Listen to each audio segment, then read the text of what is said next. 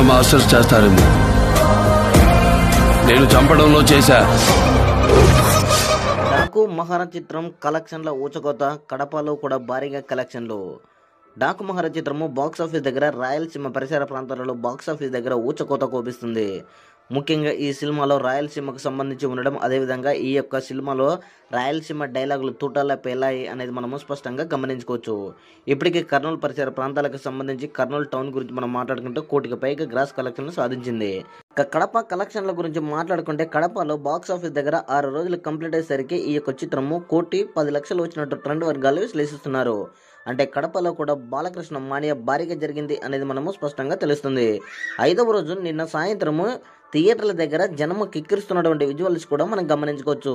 So మొత్తానికి జగన్ అడ్డాలో కూడా బాలకృష్ణ విజయయాత్ర కొనసాగుతుంది అనేది మనము స్పష్టంగా గమనించుకోవచ్చు. మరి డాకు మహారాజ్ చిత్రము కడప టౌన్లో 1,10,00,000 రావడంపై మీ యొక్క అభిప్రాయాన్ని కామెంట్ కూడా తెలియజేయండి.